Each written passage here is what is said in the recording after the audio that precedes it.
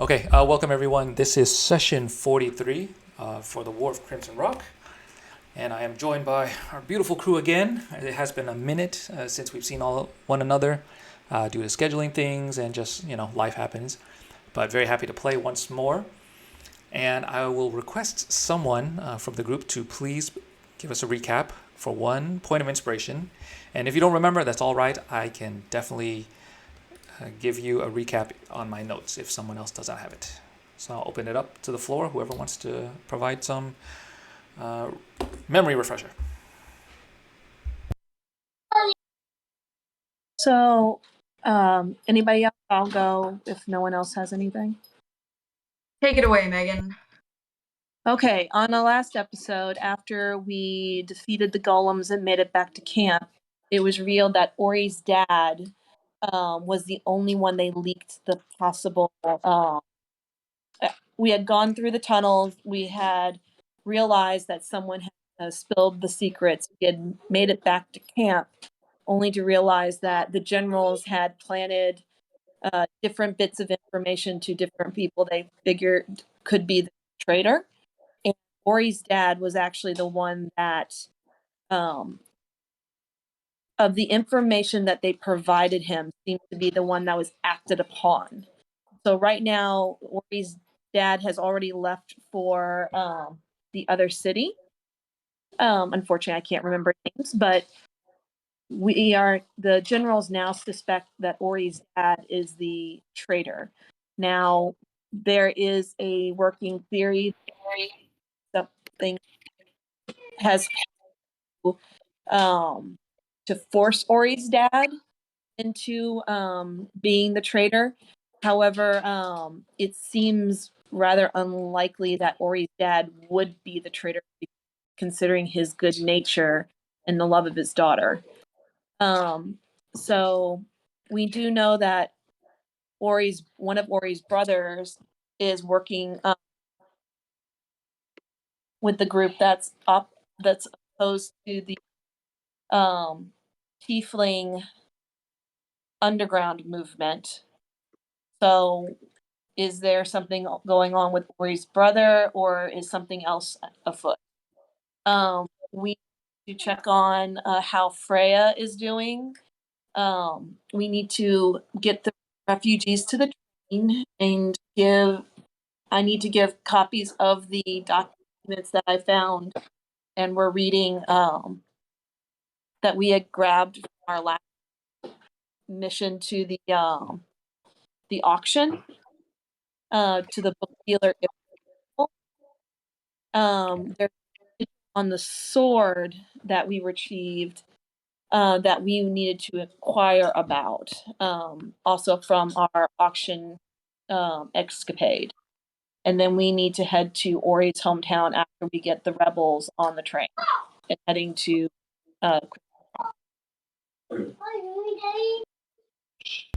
Awesome. Thank you very much, Megan. I appreciate that. All right, I'm going to go ahead and give you a point of inspiration. Does anyone else want to add anything to that? I believe You actually have a point. Atamol was the town name, or the city name. That's where y'all are at right now, in Atamon. Yeah. Yes. And y'all are hoping to go to the capital city of Cian afterwards. Cian, that's what it was. Yes. Okay, so we're going to add a couple quick things real fast. If everybody could click on your journal entries. There's a little item called Homebrew. Let me know if you can see that or not. Mm-hmm.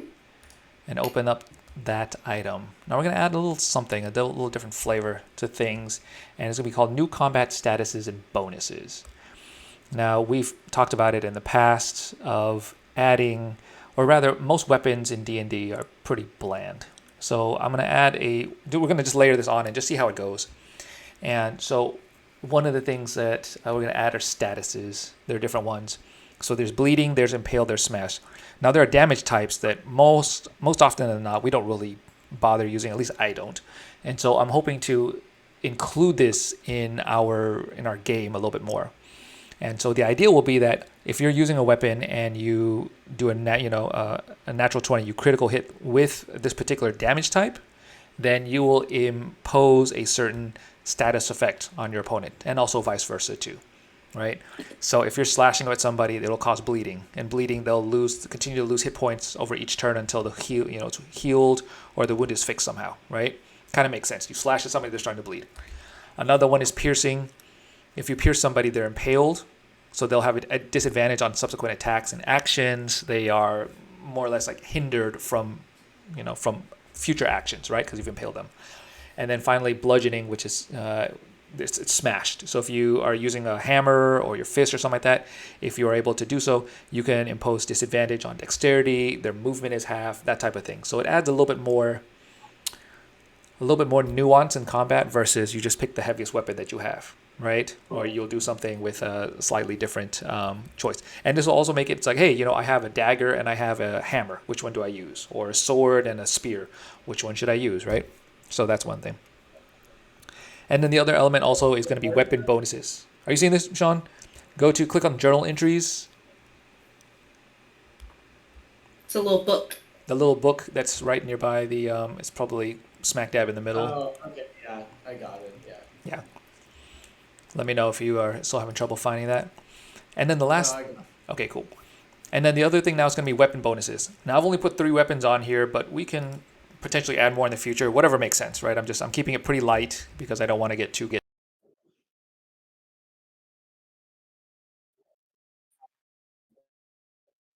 attack the same character again. Then you're more or less kind of in a duel. And so if you do, that kind of gives you a bonus. If you'll gain advantage if you continue fighting them, so you're kind of like you're in a duel. So on your next attack, you can continue fighting them if you want, right? Spears in melee combat, I say, you can attack from long range, and you also get advantage on piercing if you're up close. And then finally, hammers. They're good against golems, things with armor, so you essentially get advantage. You may also find that some enemies have stronger armor, so you may hit them, and so it won't do as much damage. But if you hit them with a hammer, for instance, like let's say you're hitting a guy with armor, then you hit him with a hammer, it's much more advantageous to you than versus like, hammer hit you with a sword, and the sword just kind of, glances off of his armor. You know what I mean? So, again, these are just things to keep in mind. We may use this, we may not. I'm just throwing this out there just to see how it feels, and hopefully it'll get you guys to kind of think a little differently with how combat works, and give you guys some more, some more flavor to work with. Okay. Where do great axes factor into this? So great axes, good question. I believe your weapon is. Let's see if I go click over to inventory. You can see great axe, and that is a. I'm just going to roll a damage on that. Let's see. It's got to be slicing. It is slashing. Axe. It is slashing damage. Yeah. So if you're doing slashing damage, is it more sword or hammer or like sword? It'll be a sword, right? It's like a sword. Yeah, sword's like slashing. So each time you roll those things, it'll tell you what type of damage type it is. I'm not going to remember. I'm definitely not going to remember all these weapons that we have. So once you roll it, it'll be like, oh, you've got slashing damage or piercing or bludgeoning or something. These are already 3 standard stats types or damage types. And so, yeah, hopefully we'll use this more to, again, add to things. So it won't just be what's the weapon that has the highest dice roll. It'll be what kind of flavor can we add to it, that'll make sense, right? Or maybe you want to, I'm going to give a couple examples, right? You find a guy who's really fast, so maybe you want to pierce him to like impale him, and that'll help slow him down or something, right? That might be something. Or bleeding, hey, you want to slice somebody and hope that they will start bleeding more damage versus you just hitting them and just take damage and then that's it, right? So keep that in mind. Hopefully we use it. If not, totally fine too. It is a attempt to do something different, right? Any questions on that? Getting advantage on subsequent attacks is pretty big. Yeah. So, yeah. So if you could imagine like being in a duel with somebody and you're fighting them back and forth, right? So then that will add on to the impact versus you jumping from person or enemy to enemy, right? You kind of lose that advantage, right? And keep in mind that the enemies will also do this to you too. Okay, alrighty. Do y'all have any questions on that? No? Alright, perfect. Okay, here we go. See, we're all good on that. Alrighty, here we are. Let me add a little mood. Alright, and...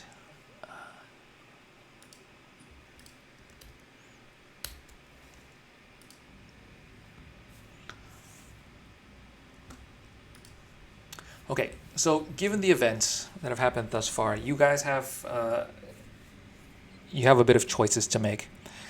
Right now, you're still in the caves, in the refugee camp. The generals are consorting amongst themselves. They're trying to figure out the next course of action. You also have Firra, who is currently, as you know, still unconscious and glowing. You haven't spoken to Harbor yet. And on top of that, you do have some items that are of value. You've got, for instance, you've got some documents. There are some scrolls. There's 2 draconic scrolls. You've got some information about some of the raised towns nearby. And then you've also got this special sword that seems to have an emblem, a sigil on it. And so at this point, you've also have information that, well, you know that Ori's father has left, and he's already headed on his way back to Cian at this point. So he's got probably about a good 5-6 hours on you. At this point, you guys can kind of decide what you would like to do. I mean, you still, I think also Megan also mentioned that you wanted to discuss with the bookkeeper about those draconic scrolls as well too. He had intentions to reward you for retrieving them.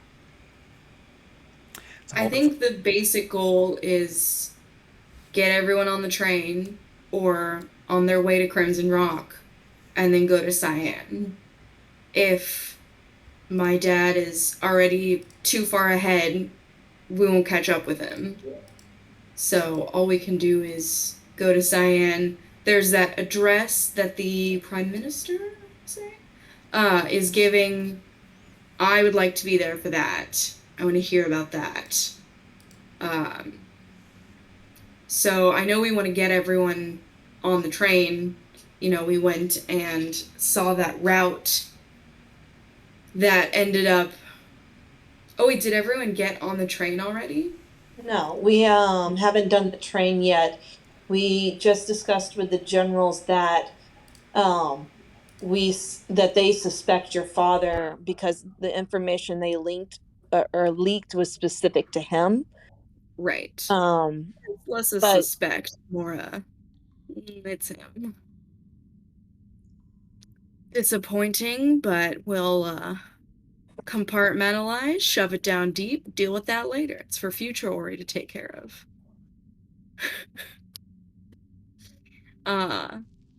So I mean, I guess they have an alternate route then. So let's get them safely aboard and then go to Cian. And, you know, during this time, we will pass by the bookkeeper's place and fulfill our promise. And then, I mean, gather what supplies we need and peace out. How's that sound? Sounds good. Sounds like a solid plan. Yeah. Okay. Let's talk to Harbor about, like, what the hell he's doing. Oh. Okay. You head over to Harbor's tent, and there seems to be a bit of a ruckus going on inside. You can hear people talking. You hear a familiar voice, and you hear a commotion as other tieflings seem to be kind of gathering around the camp, around his tent. Betcha it's Freya. Or Firra. I'm gonna poke my head inside. Shove past anyone in my way. Ori, as you look inside, you notice that there is a large group of tieflings all surrounding nearby a bed. You notice Harbor's tent is very meager and humble, but he does have a very elegant cloth laid out on his bed, and you see someone sitting up on it, and you hear a very familiar voice, and it is actually Firra, the voice that you had recognized from before in the Dark Realm. She is no longer glowing. There doesn't seem to be any light emanating from her, and she's just answering questions and talking as people are crowded around, asking her, discussing with her, checking on her, you know, on her vitals. Harbor is busy trying to organize and settle things as well too. So first off, I'm gonna go to Harbor rather than Firra and say, like, all right, summary of what's happening.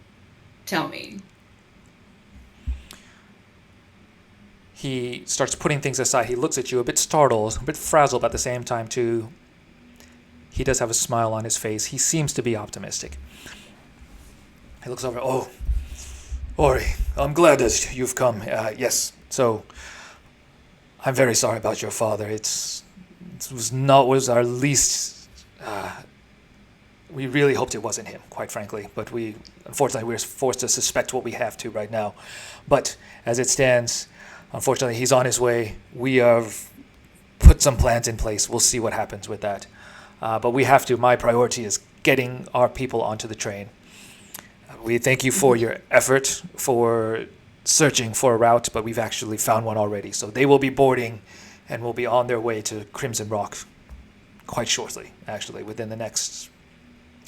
I can't quite say, but, it will be happening soon. So want to alleviate any fears you may have about them in any danger at this point. So we should be good on that.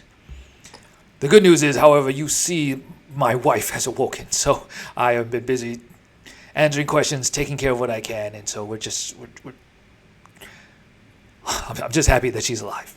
Let me put it that way. So, okay, she's alive. I'm gonna scoot over to her because, we found her in the Dark Realm. Is everyone coming in the tent? Yeah, I'm there. Okay, cool. Pan, Mikage, what are y'all doing? Are y'all also going in the tent or hanging out outside? Since it's a humble tent, I think having a lot of us in there would be a bit much. I am curious to see. So probably despite my character feeling uncomfortable, she wants to get a read on what Firra is doing. I'm gonna chill outside. Okay. All right. I want to ask her, hey, the last time we saw you was in the Dark Realm. What's going on? As Firra's answering questions one by one, she looks over and sees you, and she's like, oh, I know your voice. Wait a minute. And she kind of stops speaking with all the other tieflings, and she kind of pauses, and everybody kind of stops and looks too, and she looks at you, and she just kind of holds you. She almost embraces you, Ori, and kind of looks at you. She's like, I know your voice. Wait, you said the dark realm, is that right? Yeah, we met you on the train, and then in the Dark Realm, where you were chained up, and we got you out. Oh, I thought that was a dream. Are you're saying that we were actually there in the Dark Realm? We were there, and you were in that room. I think either being tortured or about to be tortured. So, what do you remember? Oh, I remember just as you said. I remember being chained up. I remember these horrendous beasts being there. And yet at the same time, your voice just sings to me as if you were some type of bird or phoenix or something.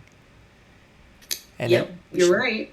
And these guys were also here. I motioned to Dave and Mikage because she's in, right? Yes. Yes, I'm sitting off in a corner, kind of just uncomfortable but watching.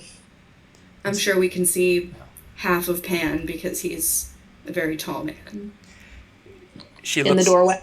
She looks over to Mikage and goes like, "Oh, something about your essence reminds me of a drake of some kind." And yes. And then she looks over at Dave and says, and I want to say moose, or is it? Close, bear. Oh, I'm so sorry. Of course, bear. Yes, Eagle bear. Eagle bear. Oh, of course. I apologize. I'm so sorry. You were. The whole thing was quite a haze. I honestly don't. It felt like a dream, and then all of a sudden, I was back here, back in our world, and as if I had woken up. And then, quite honestly, I don't recall much of the events happening afterwards. It all seems to have just blurred together. Question. Yes, go ahead, of course.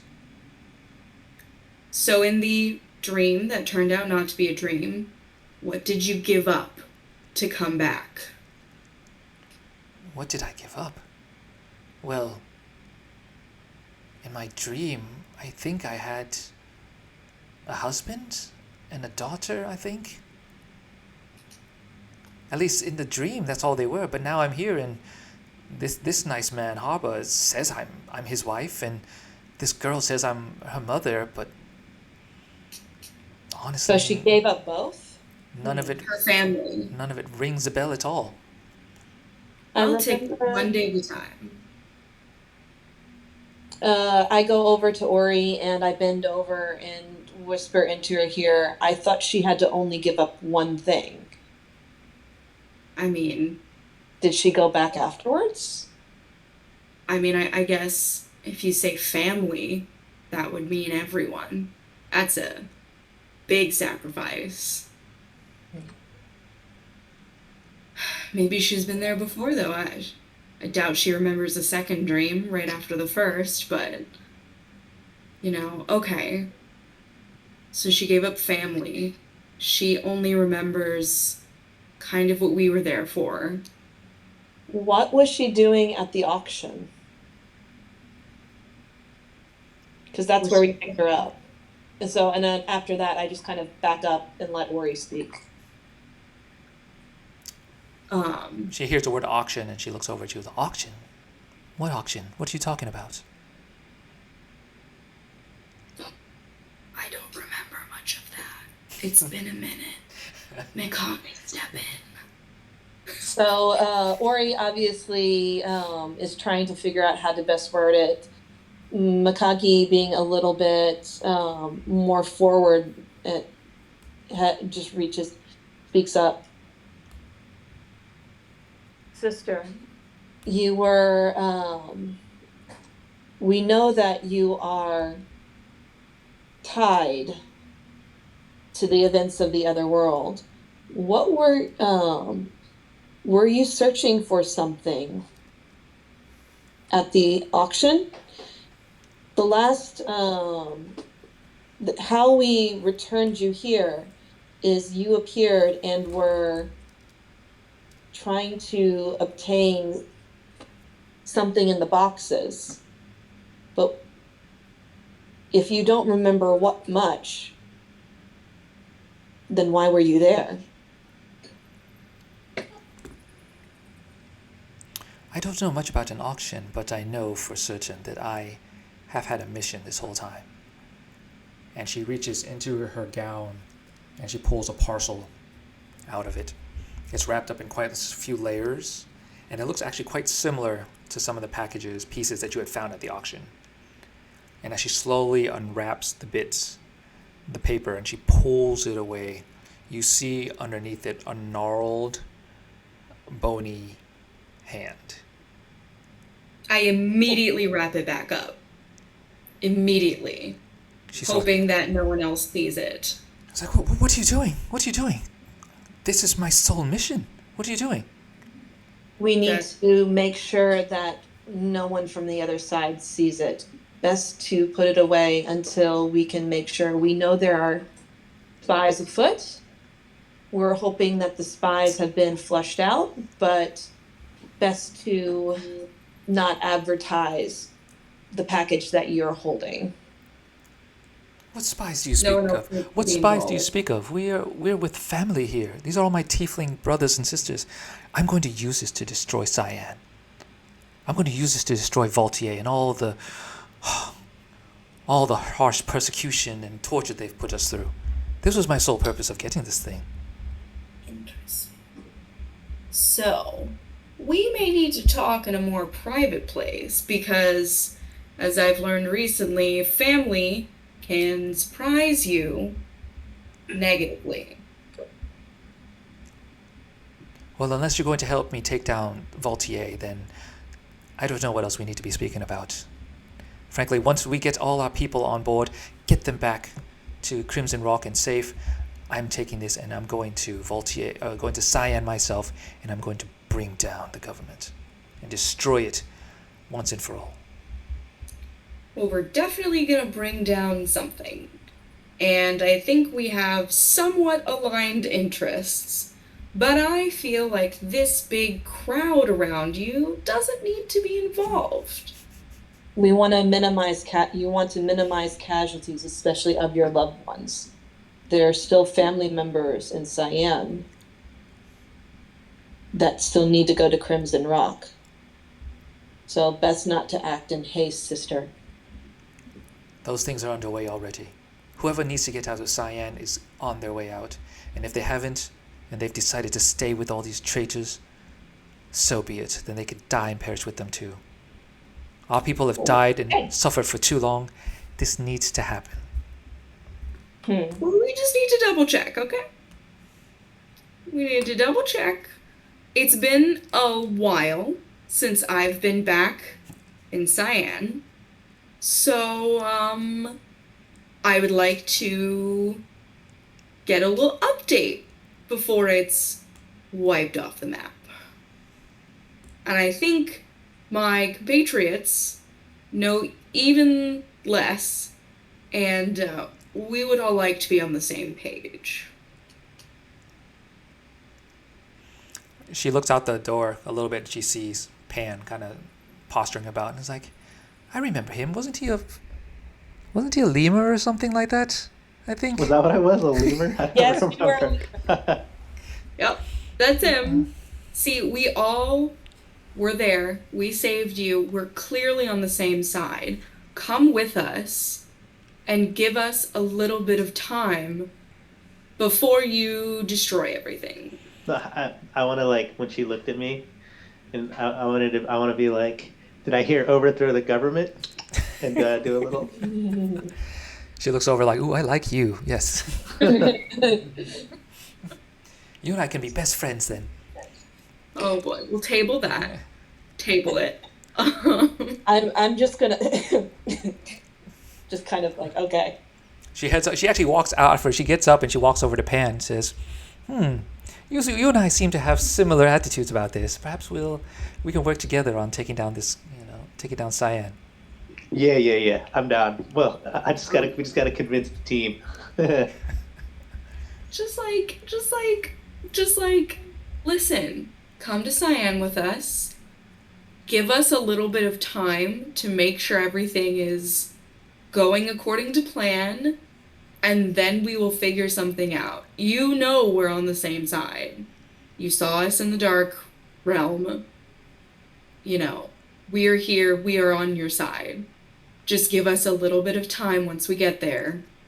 I want to make sure my family's safe. They can be a little stubborn, but I need to check things out before we destroy everything.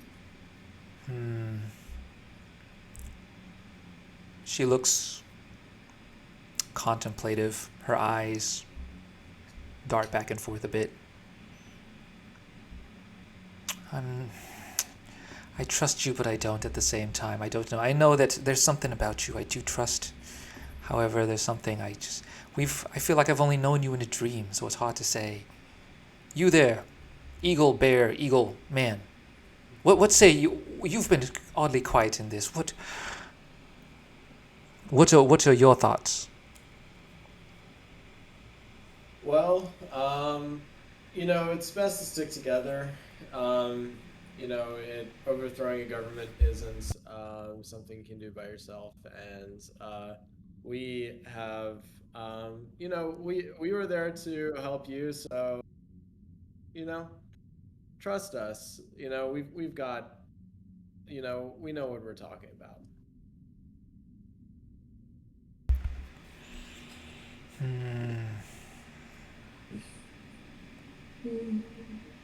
This is a difficult one.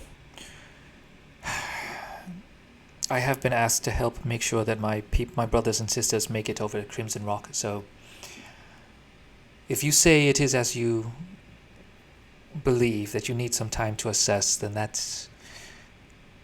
I'll give you some time. I'll escort my brothers and sisters to Crimson Rock, but then I'm heading to Cian. Perhaps we will meet up there, and maybe you'll change my mind, but until then, hopefully we'll be on the same side then at least, and we can help take down Vaultier once and for all.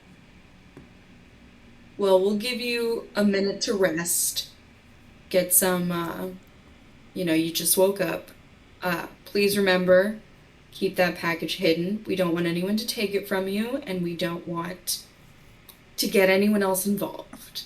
So you rest up. We will go stand guard, do our thing. Call us if you need us. And I grab Dave and I push him back. Okay. As you do so, she kind of nods in approval. She kind of turns her back to you, but then starts speaking with some of the other tieflings as they're busy asking questions. And again, you see Harbor trying to give her some space to breathe. And at the same time, she seems a bit off-put by his presence. And so she's appreciative. You can see her smiling politely at him, but at the same time, too, there's a bit of a weird distance between them. But at this point, Harbor, waves to you, thanks you politely for all your help, but then proceeds to just take care of the affairs of what they need to do for the tieflings. I mouth to Dave, thank you. She trusts you and Pan most. Okay, so we're outside the tent. Yep. Let's move to where we cannot be heard. You make your way towards a corner. It doesn't seem like to be many tieflings there, or really anybody there. And so you're able now to chat in private and talk as you like. So the question is, do we trust and believe her?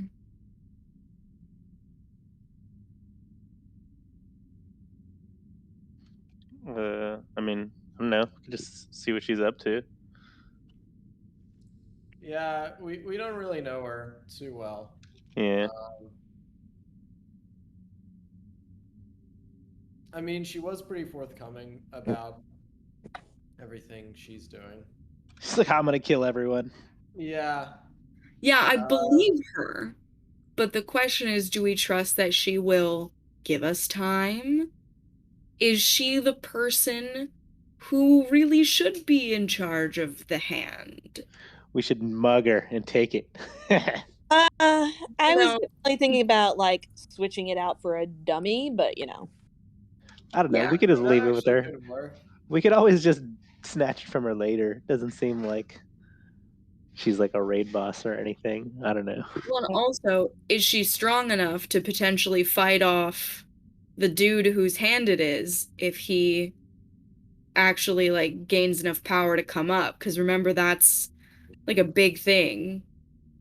because he's not going to spare anybody. It's not going to stop with just the enemies. He's going to come after everyone. Yeah. Is she just when she said she wants to like destroy cities, I assume she just means the evil government running the cities, right? Yeah, I don't. But she doesn't control Balder.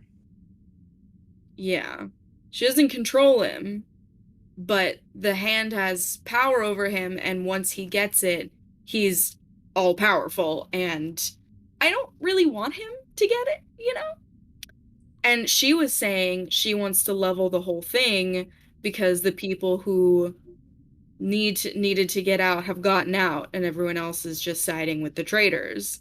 And I'm pretty sure, a lot of tieflings are very stubborn and/or do not believe it is that severe, especially the, wealthier ones, i.e., possibly some of my family members. And I would like them not to die. And also, like, is my home city, and there are lots of actually good things and people who are not tieflings there. So, like, I don't really, I may not be, I may accept, there may be acceptable casualties in life, but I think that's a little over the top. Yeah, so we're thinking of stealing it? I'm just wondering, that may be an option. Just Could you do a charm person on her, and then, well, I guess like it's that just makes you a friendly acquaintance, which you already are. Right. It makes her trust us a little more, but probably not enough to just give us the hand. Mikage had that good idea of swapping it with the dummy. Yeah, that could work. Or I was thinking maybe a minor illusion. Somehow set it up so that every time it opens, she opens the sack or whatever it's in, you get like a notification to minor illusion in that location.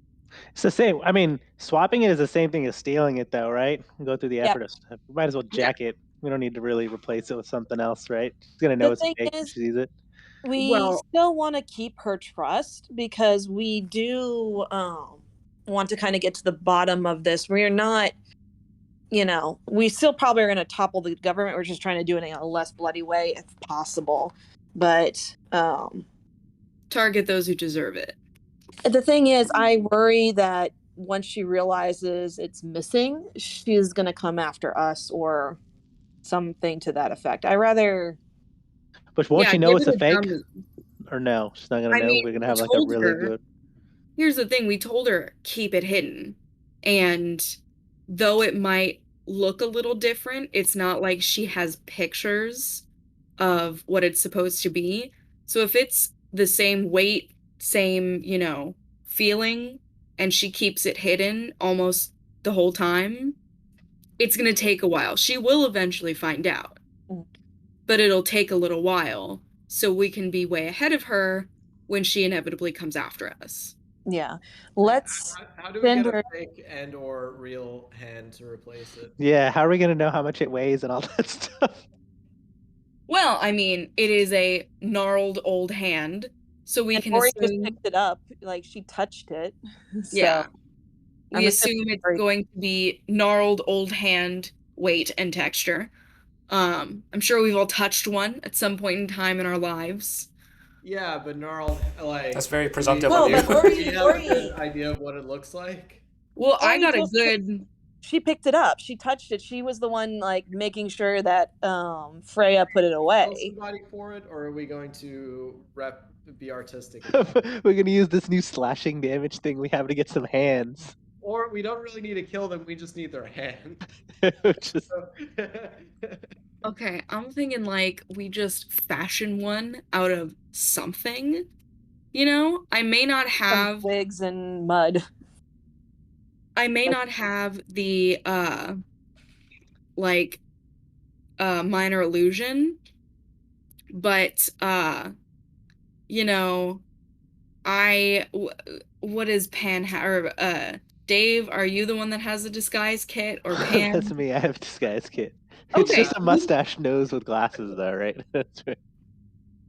Well, I mean, if you got I'm just like kidding. an I'm actual just kidding. It's a disguise, real disguise kit. we have things that we can make an approximation of a hand of. There's clay in this cave. I'm good with artistic stuff. I had to do all sorts of stuff for the Lich in my, previous days. So we can fashion a hand. We can make it look relatively real. And if she keeps it hidden most of the time, we don't have to make it perfect. We just have to buy ourselves time. The thing is, it's like we need to convince her to go to Crimson Rock to make sure that the people are there, and then she can meet us in Cian, because she knows we're going there anyway at this point. So no matter what, we'll just have to keep an eye out for her after we send the others on their way. Mm-hmm. Cian's big too. I think of it like Houston. It has sprawling kinds of stuff. Oh my god. What is Guys, it? Damn it, what is this, Pam? his disguise kit. Sorry. That's exactly my disguise kit. Oh my god, the Groucho Marx glasses. Sorry, I hated to interrupt. But I was just, okay, sorry, go ahead. I'm glad you knew what I was talking about when I said it. Oh yeah, the Groucho Marx glasses. Oh boy. I think if we just need to swap it, and when we swap it, we can give it back to her. She knows that, we've told her to keep it hidden. She knows she doesn't want to involve, innocence here in it. So I think she'll probably take that advice. And then we escort her to the train, put her on it with everyone else, and we haul ass. And then eventually she'll figure it out, but she has to come back from Crimson Rock to go after us. Cian's a big city. We have time. It's just buying us time. That's what we need right now. I mean, that's fine. We can jack it. I don't care. Or we could just let her have it and take it from her there. Doesn't matter to me. Either way. I'm still trying to picture somebody picking up like a clay hand and realistically believing that it is a real hand. Because I don't think that's... She's gonna be like, I need to double check on my mission hand. Honestly, leather hide twigs should approximate it. But if we're able to tell what the real one was like from just looking at it one time, she's gonna be able to tell the difference between that and a fake one if she's had it with her for however long. Let's say Mikage's had experience dealing with mummified remains. Yeah. And I was with the Lich for a long time, and Liches are literally like grody skeleton corpses, so I think we can do it. I do not think that it will be not at all convincing. Okay. If we keep it in the same paper, the same wrapping, it should be fine. I'm just gonna pretend like I didn't know about this, so she's still my friend afterwards. Yeah, that's fine. We don't What I'm gonna go, what? What if? What do you mean you stole it? Oh my God! How could Hold on. Dave's got an idea. Go ahead, Dave. Dave. Yeah. So we're in a big city right now. No, we're not. Definitely there's definitely a funeral going on, right? There's definitely at least like one funeral at any point in time in a big enough city. We could, or maybe there's a morgue, or maybe there are freshly buried corpses. Dude, I there's just, probably it's some more of here a at this time camp. crunch that I'm worried about. I'd Dude, rather just. Yeah, we're at this refugee Dave. camp. Let's just go exhume some bodies. I mean, listen, if you want to go grave robbing, I support it. I think that's the most convincing hand replacement. Just make sure it's an old dude that died so that we're not getting a child's hand. Because that would be not only gross, but also really sad. So. Okay, I'll look for full-sized... We're going to be reading gravestones. That's what we're doing. Yeah. We need like a 2-week-old corpse. So I it guess can be gross enough. So the ideas I'm hearing right now are fashion one out of clay, leather, and twigs, steal it, or grave robbing, right? Is that what I'm hearing so far? Yeah, those are the basic options. You fashion it from whatever materials we have on hand, hope she doesn't open it, or go grave robbing. I think that Dave and Pan seem to be down with grave robbing. And, I support you. Ori's not a fan of both dirt and grody stuff on her. So why don't she and Mikage go to the bookkeeper and exchange some boring old documents that none of y'all give a shit about? I like this plan. Okay. And you can describe in detail your adventures. All right, I got 2 pairs of glasses for both of us. Let's go. And quick question: what's your sleight of hand? Mine? No, Pan. Oh, Pan. It's, I don't know, Dex +3, 13. Okay. Yeah, because mine's just a +2, so we may need you to flip in and out later. So y'all go grave robbing. We're gonna go work on documents.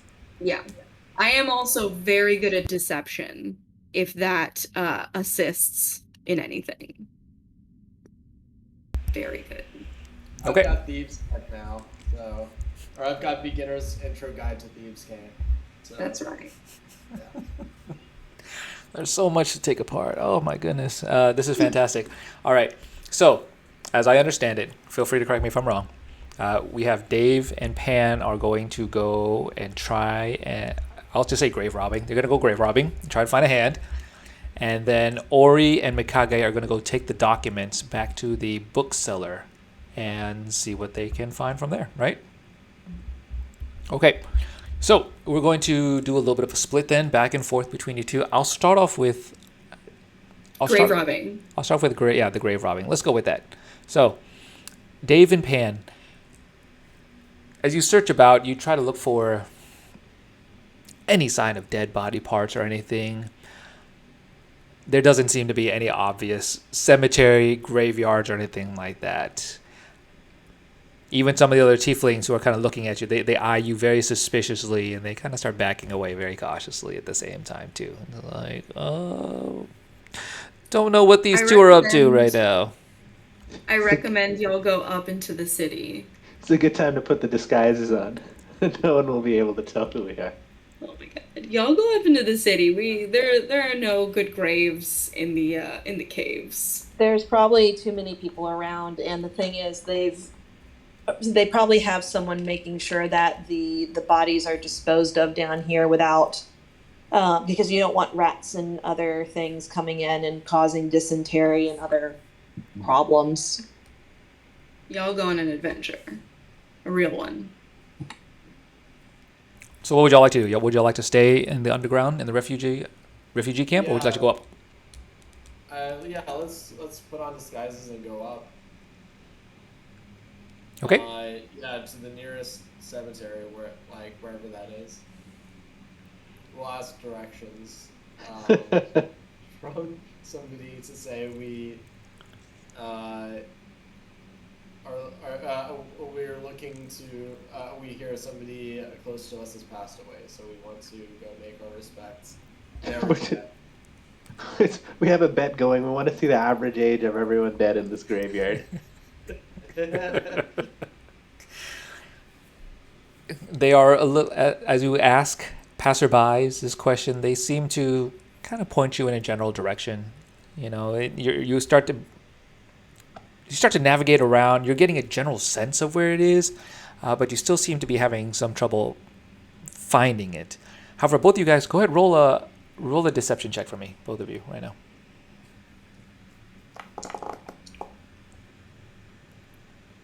Oh yeah. Solid. Nice.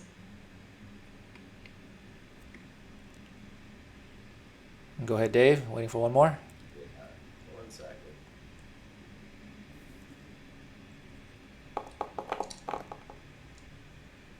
Oh, very nice. Okay. You make your way through the streets. For the most part, even though you are both quite unique in your features, nobody seems to really notice. A very tall half-green person and also a very tall blue person as you walk through. You're able to discover, however, signs pointing to a local graveyard right nearby. It's nearby an old abbey, and it seems to be fairly quiet. You imagine the day right now, it's a bit gloomy, overcast skies. It seems to be petering on, is it going to rain? Is it not? It doesn't seem, you're not quite sure. There's a little bit of humidity in the air.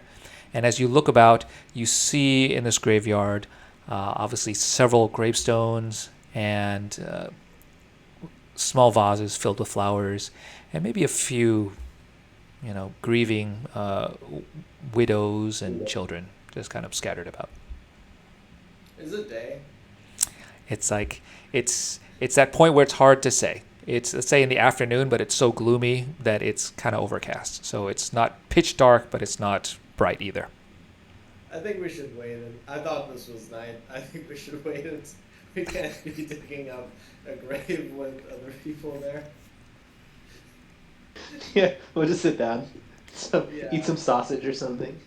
Why don't y'all get some drinks and just chill at the edge of the cemetery, just chill.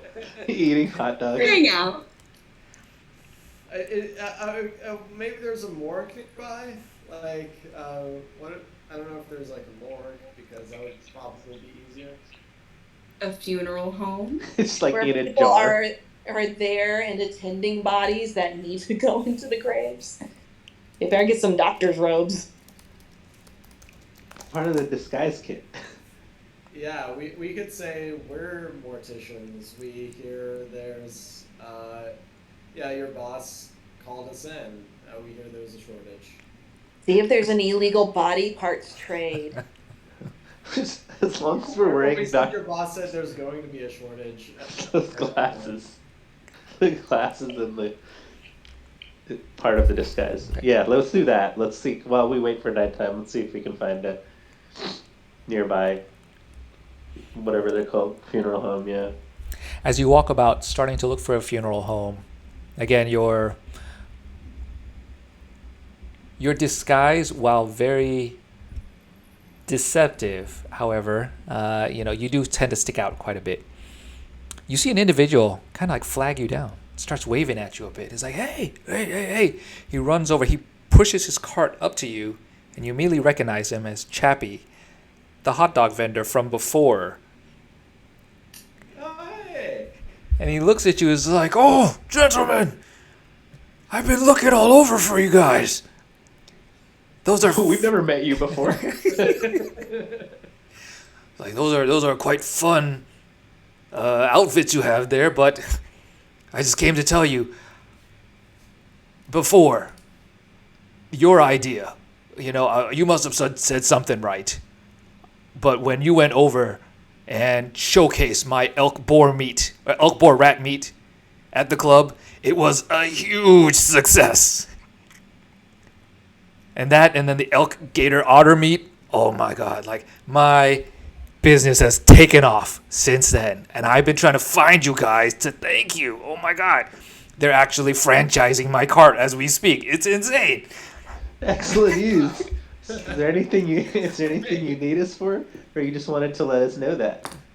Well, I wanted to see if you guys would partner up with me or something, or at least let me reward you for like this amazing fortune. It's crazy. I'm super stoked about this, obviously. I mean, we're working on hats. We've got, we've got flyers. We've got, all sorts of buyers who are interested in franchising this. It's going to be amazing, guys. Sweet. What were you thinking? Well, I've been helping out with. Oh. I'd be honored to be a spokesperson. Oh. Or perhaps a mascot, or. Mascot. If you could do that, that would be amazing. And on top of this, to honor your amazing effort in all this too. First off, I would love for you to be a mascot. You can sell our new showcase product. It is going to be a moose, lemur, bird, rat meat. It's going to be amazing. Okay? Oh, wait. I think there's a lizard in there too. There's a lizard. It's fantastic. Oh, wonderful. Wonderful.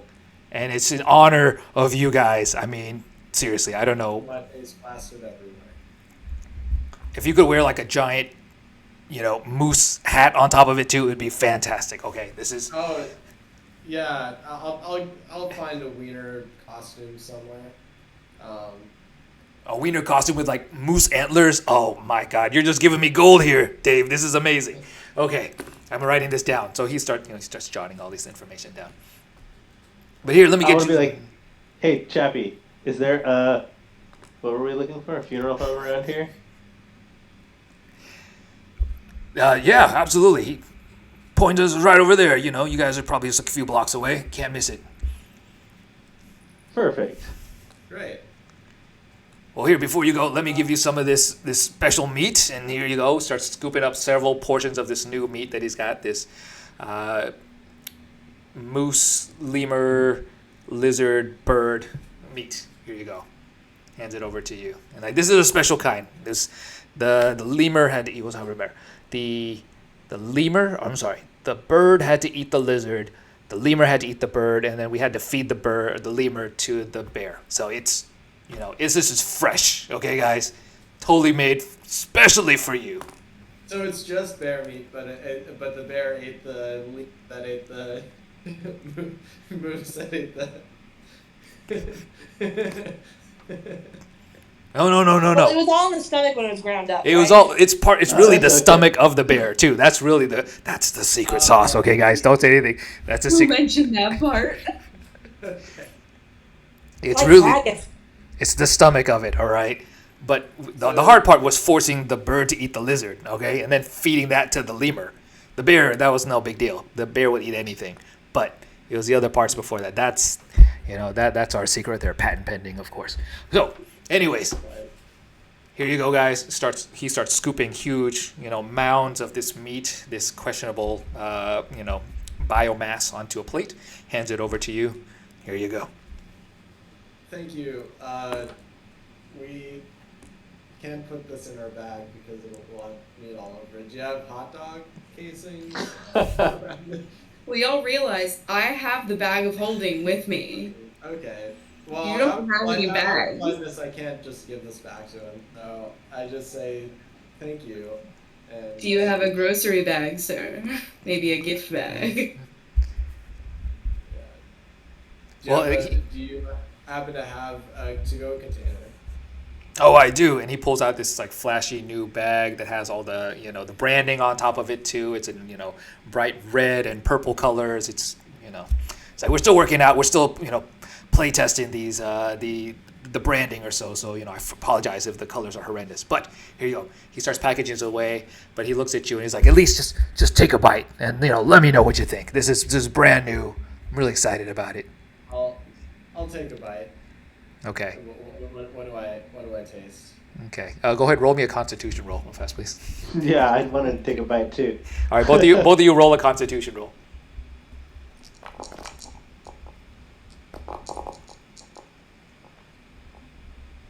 Wow. Okay.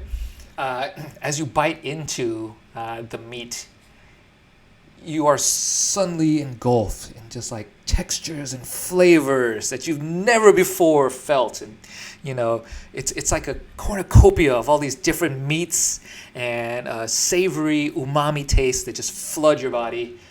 Quite frankly, it's probably the best meal you've ever had. Wow. I am floored, Kathy.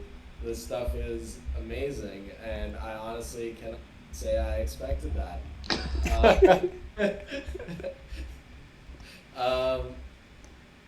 Yeah, I'm happy to be the spokesperson. Maybe work on the branding of this, because the outcome of the mixture of those foods is pretty good, but it doesn't sound pretty good, so just something to keep in mind. Are you saying I should focus on the lizard part? That's what it sounds like, right? Whatever direction you think is right. I'm leaving this up. You're the expert. Oh, man. Okay. Well, I will take it and run with it. I'm feeling lizard lemur-ish, so I think that'll probably go that route. We'll see. All right. Okay. Awesome. All right. Well, thank you, gentlemen. He gives you guys both a big giant bear hug, pushes his cart away, and you see actually as he's walking away, a couple other vendors or customers trailing behind him as well too. So he seems to be highly sought after. Yeah, Okay. I finished the plate of stuff he gave me. Consider yourself very full and satisfied customer. Now, at this point, he's pointed you in the direction of a morgue as you continue walking on, and you see it kind of in the distance now. By now, it's probably late afternoon, and it seems to be quiet. There seems to be nobody at the morgue, or at least walking in or out. All right. Should we? What's the game plan? Should we say that we're morticians? Yeah, I mean, that seems we can just. Should we say that we're investigators looking at each of you a dead body? Yeah, I mean, we could just play it by ear. Shit doesn't work out, we can always go dig up a grave. But I mean, this is a freaking morgue or whatever, right? Like a funeral home. We could get a hand and run, and we'll be okay. We're already not really wanted or whatever. Well, what are we gonna do when we approach the reception? Or Yeah, we're gonna go in there and we're gonna pretend to be. I'm down. We're just gonna pretend to be investigators. Yeah. Okay, yeah, investigators. Okay. Just general crime. We need to investigate a body. We'll let you know which one. There is a receptionist at the very front. She's a tall, studious-looking individual. Got large round glasses and is busy typing away some documents. Hi, excuse me, miss. We're here at the... We're the... here trying to investigate a crime. Are the morticians in? She starts adjusting her glasses. Yes, the mortician is in. What do you need? We're looking for Mr. Andrew Hofstetter. Is it okay if we hear he might have gone under a pseudonym, so it might take a while to find. Is it okay if we go back and talk? Andrew Hofstetter. Let's see. She starts typing in some documents.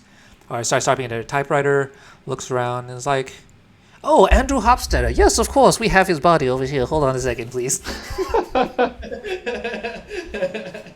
Hold on one second as I go ahead and let me check with the mortician and see if he's ready for you, if you'll be able to see him. She heads to the back for quite a bit. She comes back out. Well, the mortician is ready. However, are you sure you want to see Mr. Hofstetter's body? Yeah. Well, why are you saying it like that? Yeah. Why do you ask?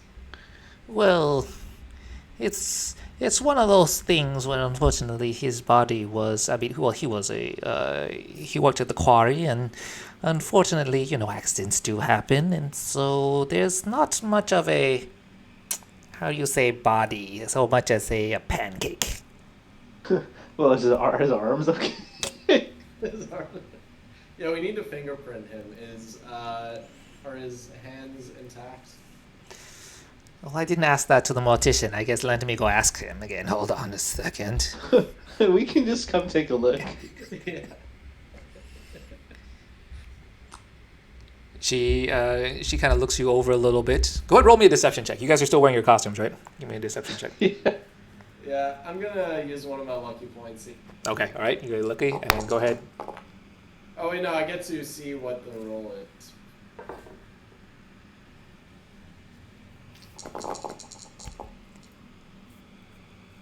Yep, I'm really lucky. Okay, all right. So with that one, you're going to... Yeah, that sounds good. Okay. I'll use another... Can I use one? Yeah, go ahead. Use another lucky. Go ahead.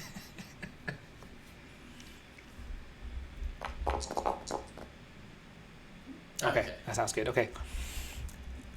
Here comes the charm. She looks you both over a bit, kind of like peers, pulls her glasses down, look like, You there, Mr. Green individual, you speak to me of... You seem to have credentials. You can go in, but you... And she starts pointing over to Pan and is like, something about you seems fishy. I'm gonna start faking a stomach ache because I just ate that bear meat. Oh! And I'm just gonna walk out. Where's the restroom? Help me. Well, definitely you don't want to be going into a mortician's bathroom, so you should probably just go outside or so. Okay. But Dave, she Okay. allows you to enter in and says, well, I can show you the body's right here. And the mortician kind of, peeks over the covers or so. He's kind of a smallish dwarf and kind of looks over to you. Who's this? What business do you have? Hi, I'm here with the Bureau of Investigations. We're trying to conduct we're trying to see what happened at this quarry here, and we need to get some fingerprints. Can we see Mr. Hofstetter? Is Mr. Hofstetter's hand intact? Well, I'm sorry. Unfortunately, there's not much intact with Mr. Hofstetter. And as he pulls the sheets over, you essentially see just a flat person. Right? It's just completely flat, like pancaked out. You don't even see guts or anything like that. It's just a silhouette, and it's just like flat, as if he was a paper. Okay. So you went to retrieve the body, and first, what was he the only fatality in the accident? I'm not supposed to say this, but seems to be a fatality every other day at this quarry. Regulators haven't been doing their jobs. I don't want to get political or anything, but it's not my call. I just check the bodies. That's it. Okay. I'm gonna have to be real with you here. I get handed these, bureaucracy. I get handed these, one day after the other, and can I just go ahead and take a look at all the people who have perished at this quarry that you have here? I'm pretty busy, and so, quite frankly, there's quite a few of them. So unless you can, how do I put it, make it worth my while, this can either go really easy or really hard. To ask him if he likes sausages. Bear sausage. I'm really good in. You ever heard of chappies? I can acquire you a great deal on some excellent sausages, sir, if you need some. Yeah, I don't see why we can't work out a deal here. Let's see. I don't think I have much gold on me, but how about how's 100 gold sound? Is that a lot? I have no idea what a lot is. Okay. Before you can change your mind, he immediately just takes it from you, and then just like says, "All right, I'm glad we're speaking the same language here. Here." Okay. He reaches under his desk and just pulls out a big basket full of body parts, and there's like a whole assortment of legs and feet and hands and whatever. Okay. And he's Great. like, Yeah. you know what? Quite frankly, they come in so quickly, I can't even keep track of them. So if you need something, just let me know. I mean, quite frankly, if you could take a few of them off my hands, it's fine. Here, you know what? Just take them all. It'll save me the paperwork. And he just hands you the entire basket of like legs and feet and everything. And they just have them. Mission accomplished. All right. Thank you, sir. Not frequently do an investigator get bribed. Well, usually it's the other way around, if I'm being completely honest. So this has been a wonderful break from the norm. Thank you. Well, why not? You saved me the paperwork, and this is great. Now, if you'll be gone, go. And the receptionist comes over and is like, "You think you have what you need, so we're going to have to ask you to leave now. We're quite busy." Okay, I'm just walking out there with a giant cardboard box full of limbs. An open cardboard box. Yeah, it's just a giant basket full of body parts. So you It's now like a laundry basket. It's got holes in the side and shit. Yeah, I just walk past him. Just thumbs up. okay. And then we're gonna switch scenes now. So there you go. So you, Pan, and Dave, you have successfully retrieved a hand. Okay, you have many more, but I mean, there you go. You have what you have to work with. Okay, we're gonna switch it over now to Ori and Mikage. So you are now heading up towards the surface. You have with you the 2 draconic documents, and you're making your way towards the bookkeeper. I'm sorry, the bookseller. What are your thoughts, and what do you plan to do? So I had made copies of the documentation. So I made it a exact transcript so I can keep the ones that I copied, or I can give them to the bookkeep, depending. I prefer to try and give them to the bookkeep and keep the originals, but it depends on what value they have to him. We're going to work with him a little bit to see if he can provide either some insight or know someone else that has similar interests that could work with us. I just want to see if he has anything new around, and I'm going to let Mikage do the exchange because I know very little about the subject. Okay, all right. As you push open the door, you hear that gentle ring of the bells. The bookseller looks up from their desk, instantly recognizing you both. And his eyes kind of perk up. It's like, oh, I am so glad that you two have come back. I've heard down the grapevine there was a bit of a commotion over at the auction house. Tell me, have your efforts been fruitful? We've got a few seeds of information. Definitely was worth it to me. Hopefully, it will still be worth it to you with what I have to provide. Per Great. our and I spread the documents on the desk in front of them. Oh, you've piqued my interest greatly. He pulls out a magnifying glass and starts looking around at these documents. And it's like, oh, this is authentic draconic scripts and scrolls. He starts looking about.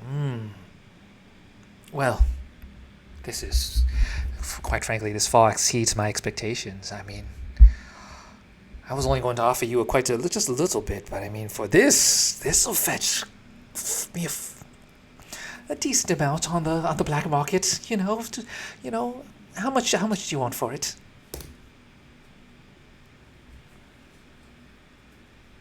Yeah, price would be fine. However, I am more interested in finding more information. I can translate so much of it, but even for me, it is beyond my scope. Is there anyone that you think who would share in the knowledge that if you can transcribe it? Make sure you get at least 100 gold. Okay. So we'll say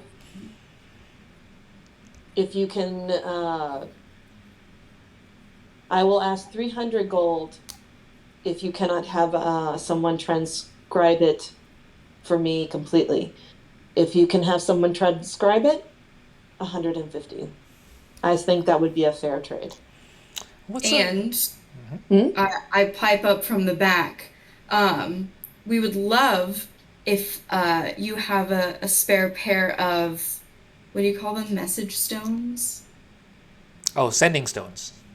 Sending stones. If you would kindly let us have one and notify us whenever you get any rare or noteworthy items in. And we'll alert you if we find any other draconic pieces of information or artifact. Dearie, well, I'd love to take you up on that offer.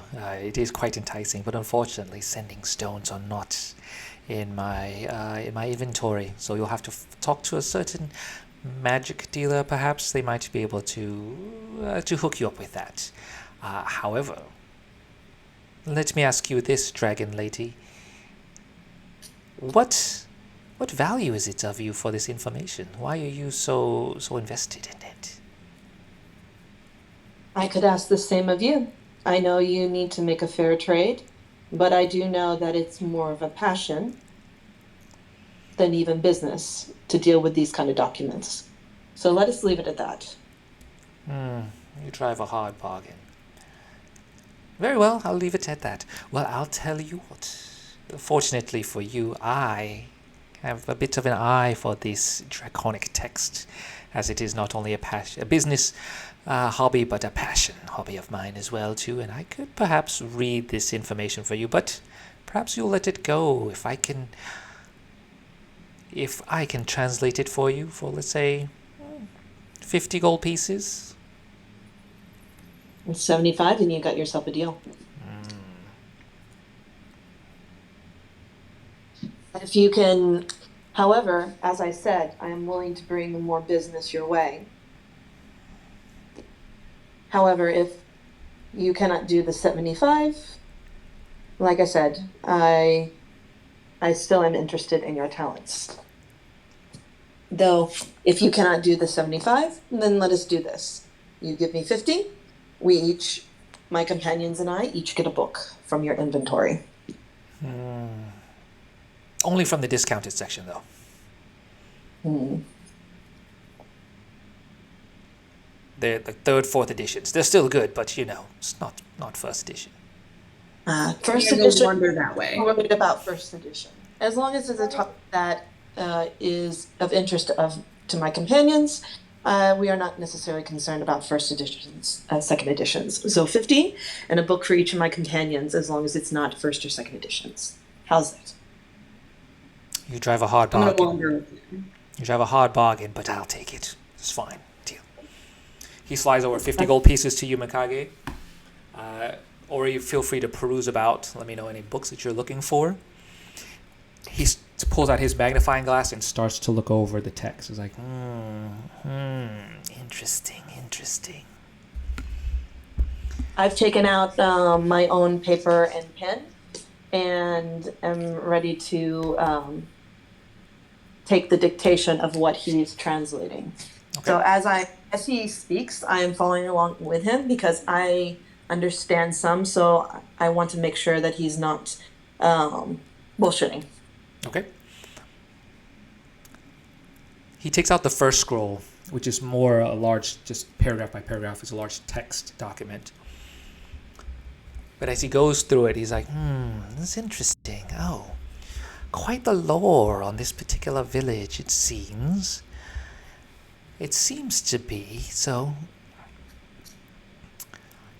I can't quite read it, translate it verbatim, but the general idea is that something about the Hand of Babel has been in our village's protection for the last 500 years. Something about protectors, something between knights and, I guess the translation would be squires, is what it would be. Now those who are knights are destined to carry the burden of the hand. And the squires are to be the slaves to the knights, to sacrifice everything in favor of their service. Seems this history seems to go back quite a long ways. Now, Hand of Babel, that's something of legend, eh? At least from what I've read of it. Even legends have some base in truth as I continue to scribble. I don't look up, I just continue to follow along with the document. Well, as you say, and he keeps on searching, looking around, and it's like, the rest of it seems to be a bit of a flowery text or so, but the general idea seems to be that this particular village seems to have been the keepers of the Hand of Babel, and have done so for several centuries. It seems to be a lineage or so that they're documented of all the people that have managed to keep track of it. And this name, this village name, seems to be quite familiar. It's referencing perhaps a region or so to the... Seems to be like a mountain region to the southeast of Cian. What is that? And Mikage, as you hear the name, you recognize it as actually the village from whence you came. Perchance, do you have a name for this village that you come from?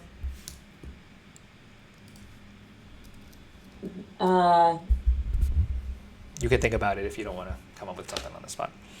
Yeah, give me a hot minute for that one. Okay, all right, sounds good. So he does a rough translation. I'm assuming he's going to mispronounce it a little bit. Dragonville. Creative. That's what he just says in the meantime. I'll just call it Dragonville in the meantime. My pronunciation, I'm sure I'll butcher it or so. And then this second list seems to be just a lineage going back quite a ways, and it seems to be... Seems to go back about 500 years or so. Interesting. And he starts looking at the names like, oh, I'm for certain I'm not going to be able to pronounce any of these. But he looks down. And then as he comes towards the bottom or so, he tries his hand at best to pronounce it. But however, the first 2 lines is going to be actually the name that is very familiar to you, Mikage. It's going to be the name of the man who your father was enslaved to. The second one is his son. And then finally, the last 3 lines are your father's name, your mother's name, and your name. It's like, I don't quite know what this is, but it seems to be some type of documentation listing a lineage of some sorts. And I'm assuming that Ori can't overhear that. I'm looking through the books intently. Well, you're not going to recognize my parents' names. You probably won't recognize my full name. And if he pronounces Mikage incorrectly, I'm not, Yep. I know. I'm laying it down there, so I haven't shared that they're listed yet. Yes. Okay. Okay. That's the best I can do, dear. But promise is a promise. Here you go. And then he gives you the 50 gold pieces. He takes the scrolls, packs them away, and then he looks over to you, Ori. Dear, have you made a selection yet on what books you would like to purchase? Yes, I have. I would like, I want an arcane legend and history book. Anything that I find that may have Baldur's name or things relating to him in it, even if it's just legend, see if he has any additional weaknesses. Do I find something like that? You say Baldur. Do you mean Babel or Baldur? I mean Babel, sorry. Okay. I was like, okay. Babel's history book. Yes, he has a few, let's call them fairy tale books. There are a few that have, they more or less seem to be stories from long ago that have been documented down. Whichever one is the most adult looking, I would like. Okay, all right. And also, because you agreed on companions and you've seen our other 2 companions, I would also like a book about rare forms of the magic, or the this realm equivalent of like kung fu, and also a gourmet cookbook. Okay, he starts. You start sifting through the books. You do find one scroll. He's able to toss one to you of some kung fu, and then afterwards he pulls out a new book. Oh, well, you're just in luck. I have been actually promoting this one too. And he pulls out a book, and it has Chappie's face on there, and it's like, oh, this one is a recent one. It just came in. This one's going to be Chappie's quest of fame and fortune, starting from meager beginnings up until now his brand new celebrity status. It's a personal story and journey of him, and I'm sure you like it. And it's got a couple recipes in there too, so perhaps you like it. Throws at it. I remember him. I'll take it. All right, there you go. All right, ladies. Well, thank you so much for doing business. I do hope that we can do some more business in the future, and hopefully, I'll see you sometime soon.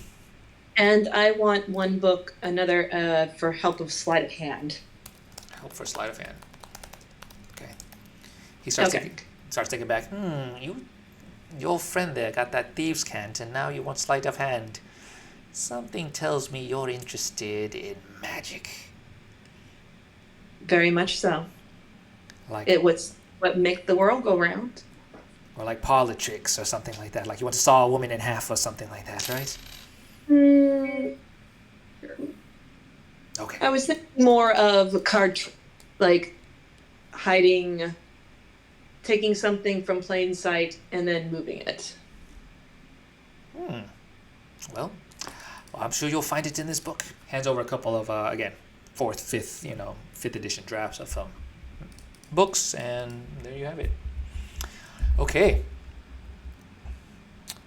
Sounds good. All right, so you guys have more or less retrieved the information that you've gotten. you've also managed to get a little bit more info. And at this point in time, I think you're free to go ahead. If you decide you want to meet back together, that's cool. I think I want to call it a night because I want to respect everybody's time. It is 11 o'clock. So I did have more planned, but at the same time, too, like I said, I want to respect everybody's time, make sure we all have a good night's sleep. So if that's cool with everybody, I say we call it a game for tonight. Is that okay? Yeah, that's Yes. fine. Awesome. Okay. Just so you know, I'm naming the town Sandral. Could you spell that for me, please? Sandral. S-A-L. Okay, perfect. Thank you very much.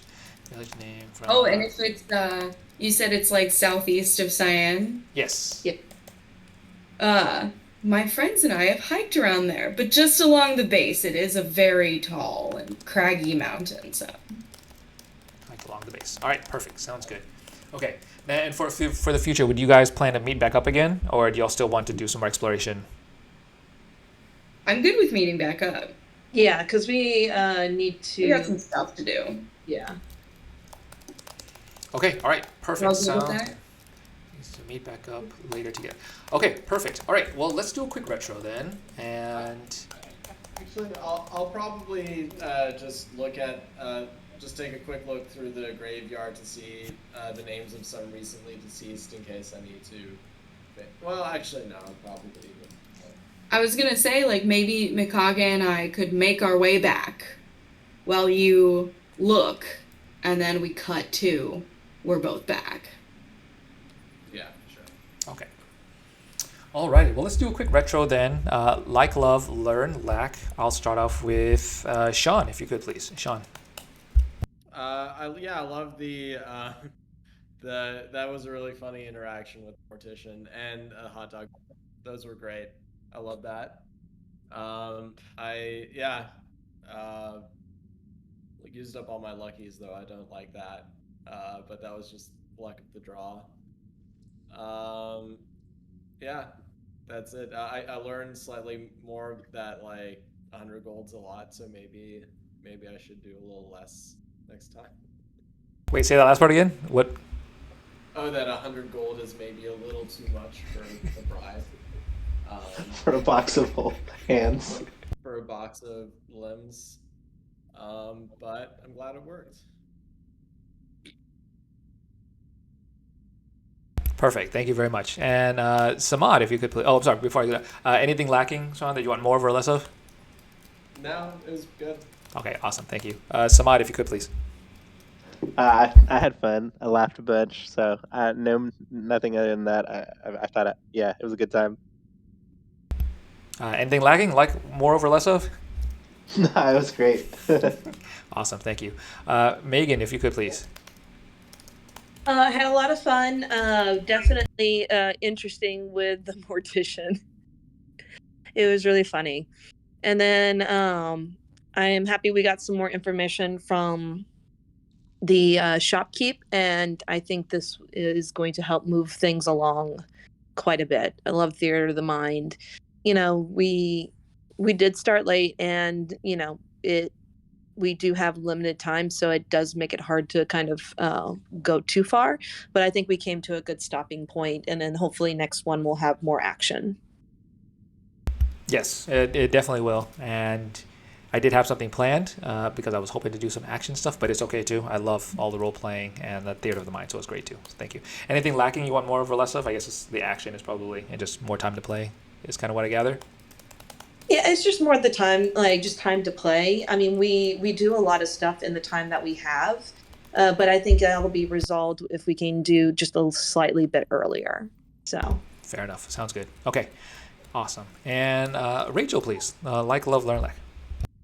I agree with I was about to say Mikage. I agree with Megan about a little bit more time would do us some good. But I do kind of like when we split up a little and see like Pan and Dave and their shenanigans, because it always becomes like my last two brain cells kind of stuff, and it's always so chaotic and hilarious. So I love that. I absolutely love that. I don't know. It was really fun. This was a fun one. It was funny.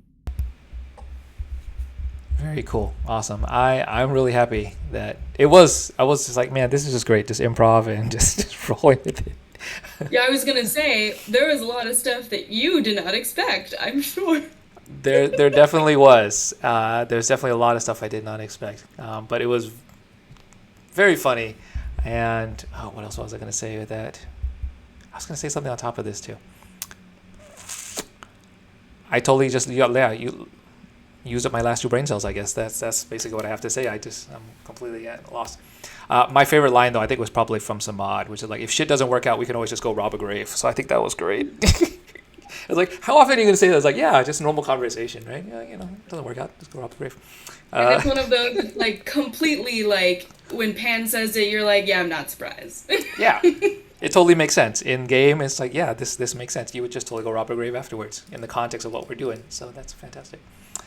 Okay, this was amazing. I had a lot of fun, and I'm hoping everybody else did too. And I'm just glad to see everybody again too. So that's nice.